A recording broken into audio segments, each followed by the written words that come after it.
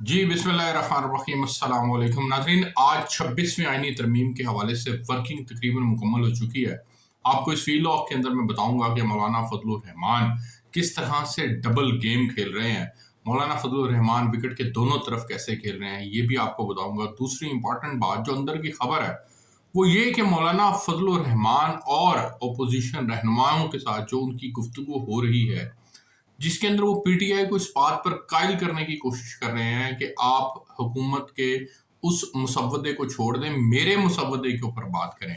तो उनका मुसव्वदा क्या है और हुकूमत का मुसव्वदा क्या है, और इन दोनों के दरमियान में जो रिजेंबलेंस है वो क्या है, इसके ऊपर भी आज के इस वीलॉग के अंदर बात करेंगे।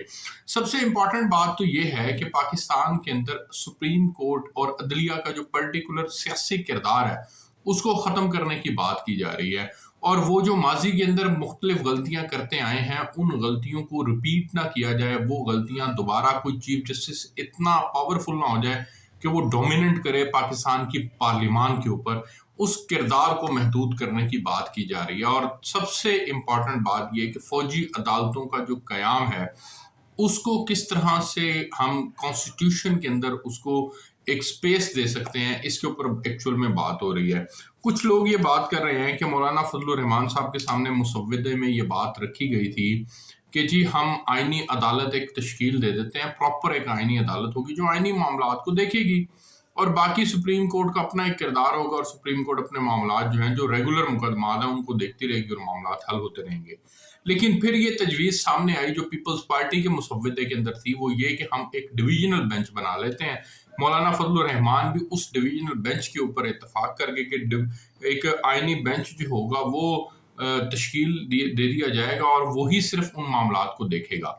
और फिर क्या इस मामले के अंदर जो है वो सुप्रीम कोर्ट ऑफ पाकिस्तान के जो मौजूदा चीफ जस्टिस हैं काजी फायज ईसा साहब, वो इसके बेनिफिशरी हो सकेंगे कि नहीं हो सकेंगे। उसके बेनिफिशरी होने के लिए एक बात तो सब मुसव्विदात के अंदर कॉमन है, वो ये कि चीफ जस्टिस ऑफ पाकिस्तान की जो मुद्दत मुलाजमत है वो 3 साल कर दी जाए, यानी फिक्स कर दी जाए।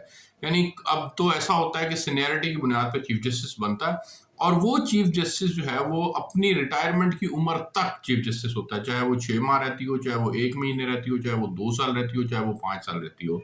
तो जब तक वो चीफ जस्टिस साहब जो हैं वो रिटायर नहीं होंगे उस वक्त तक वो चीफ जस्टिस रहेंगे। ये तजवीज़ सामने आ रही है कि नहीं, आप इसको फिक्स कर दें, आप मुद्दत मुलाजमत जो है वो बढ़ा दें, और आप जजों की मुद्दत मुलाजमत में 3 साल की तोसी कर दें सबकी ओवरऑल, और चीफ जस्टिस की फिक्स कर दें 3 साल के। जो भी चीफ जस्टिस होगा वो 3 साल के लिए चीफ जस्टिस होगा, चाहे उसकी मुद्दत मुलाजमत जो है वो अगले महीने रिटायरमेंट की आ रही हो, बिल्कुल वैसे ही जैसे आर्मी चीफ की तकर्री के अंदर होता है, या joint chairman joint chief of staff committee जब वो अपॉइंट हो जाते हैं तो उनका टेन्योर 3 साल होता है। तो ये टेन्योर के ऊपर बात की जा रही है। और फिर एक और जो इम्पोर्टेंट चीज़ है वो ये है कि क्या चीफ जस्टिस ऑफ पाकिस्तान को पार्लिमान के ऊपर हावी होने देना है कि नहीं होने देना।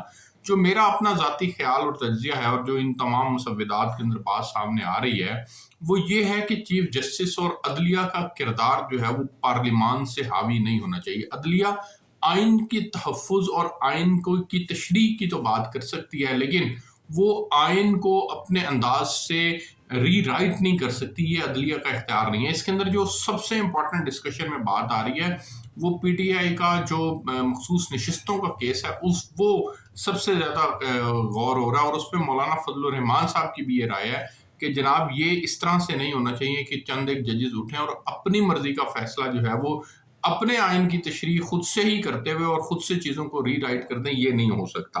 अब मामला जो है, अब इसमें एक और नुक्ता है, वो ये कि क्या मौजूदा हुकूमत वो इन लोगों को गिरफ्तार कर रही है, मुख्तलिफ MNAs MPs को, या उनको हरासा कर रही है, या उनके घर वालों को परेशान कर रही है, या उन्हें कोई 1-2-4 अरब की ऑफर दे रही है कि नहीं दे रही। मौलाना फजलुर रहमान ने रात पीटीआई के वफूद से मुलाकात के बाद ये बयान दिया कि एक तरफ तो आप हमसे जो है वो आईनी तरमीम करवाना चाहते हैं, और दूसरी तरफ आप धौंस और धांधली कर रहे हैं। अगर आप धौंस और धांधली से बात करेंगे तो फिर हम बैठ कर बात नहीं करेंगे, हम फिर इस मुज़ाकराती अमल से पीछे हट जाएंगे। तो मेरा ज़ाती ख्याल ये है कि इस वक्त पाकिस्तान के अंदर एग्जेजरेशन बहुत ज़्यादा बढ़ रही है। آپ بلا وجہ چیزوں کو جو ہے وہ اپنی مرضی کی طرف آپ نہیں جا رہی تو آپ اپنی مرضی کے الزامات لگا دیتے ہیں، کوئی پوچھنے والا نہیں ہے۔ یہ جو پولیٹیکل پولرائزیشن ہے، اس سے باہر نکلنے کی ضرورت ہے پاکستان کے اندر۔ اس کی اب گنجائش نہیں ہے۔ اگر آپ کو سنجیدہ نوعیت کے فیصلے کرنے ہیں تو خدا را اس پولیٹیکل پولرائزیشن سے باہر نکلیں۔ اور دوسری امپورٹنٹ چیز، کیا پاکستان تحریک انصاف کے پاس یہ اختیار موجود ہے کہ وہ عمران خان کی مرضی کے بغیر کوئی آئینی ترمیم میں اپنا ووٹ دے سکتے ہیں کہ نہیں دے سکتے؟ ان کے پاس کوئی اختیار نہیں ہے۔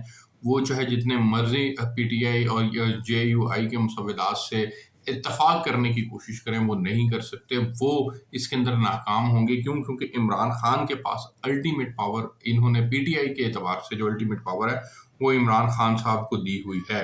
تو آئینی عدالت کا جو قیام ہے اس سے تو پیچھے ہٹ چکے ہیں، لیکن ڈویژنل بینچ کی اور آئینی بینچ کی بات کی جا رہی ہے اور اس کے اوپر جو ہے وہ معاملات آگے بڑھ رہے ہیں۔